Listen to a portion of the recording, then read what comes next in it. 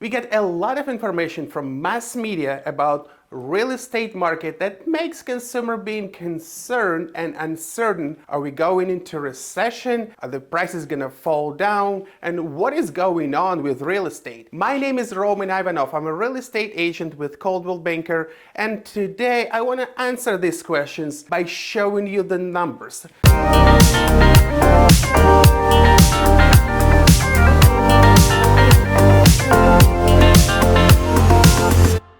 Numbers don't lie, and you will make your own independent and educated decision based on the numbers that they're going to share with you from the database I have as a realtor. So I wanted to bring your attention to this board.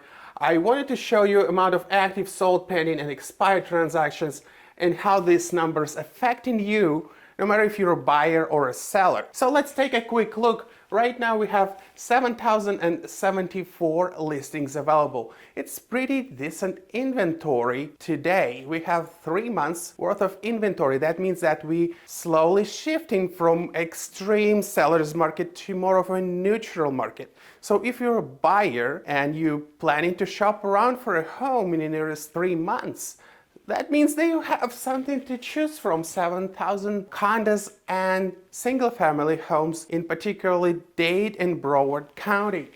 So average sales price or asking price in this case is $865,577, so a little over $850. This is an average list price. And average days on the market is 42. It's a little bit higher compared to what we saw just 3 months ago, where we saw average days on market 15 days. Now we pretty much tripled that number. So yes, homes sit a little longer, but also the sales price significantly increased. So let's take a look at what's sold. And we have a lot of sales in the past 3 months. 11,604 homes sold and closed. And what's selling is a little lower average sales price, $528, $487 is the average sales price. And we recognize that the homes were selling at 45 with 45 days on the market. So the actual days on the market right now even dropped slightly. Let's take a look at the pendings. We have 669. That's a lot of sales still. That means this is what consumer buying today. So if you're a seller and you have a property and you can be close to this number, to 400, 500,000 price ballpark, then you're in a good spot. You have pretty high chances of selling within 1 month, and homes still selling, buyers still active, and even with these increased rates, we still see pretty good amount of sales. And I also wanted to show you what is not selling, and I'll explain you why. We have 1,479 expired listings. That means that even in this hot market, homes come on the market and for some reason they don't sell. That means that we're not in absolute seller's market. When you list it on the website and you get 10 offers, almost 1,500 sellers, they attempted to sell their home and they failed.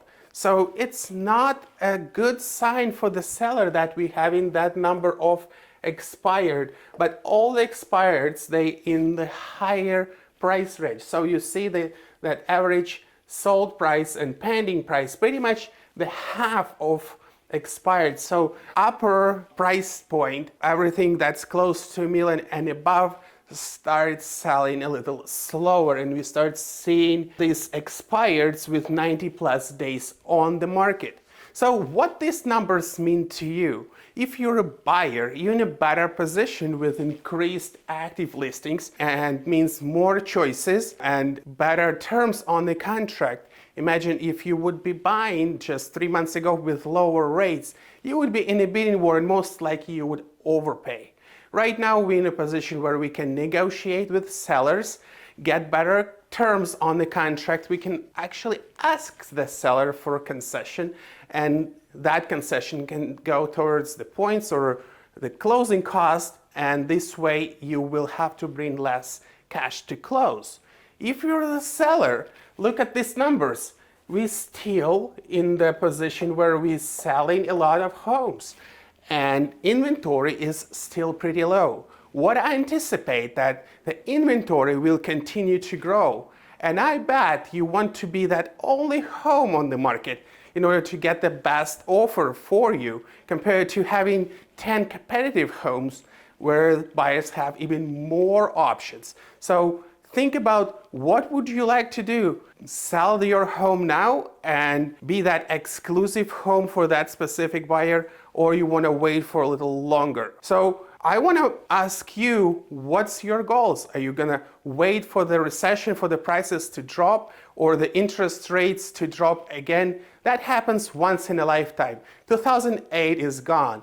We almost recovered from COVID and we're not anticipating going back there again. We are in a normal, neutral market today. So if you need to move, if you feel you want to buy your own home or an investment property, feel free to reach out to me. I'll be more than happy to help. I'll explain these numbers even further. And if you found this video helpful, please consider to subscribe to my channel. Comment below what's your thoughts about the market, and I'll see you in the next video.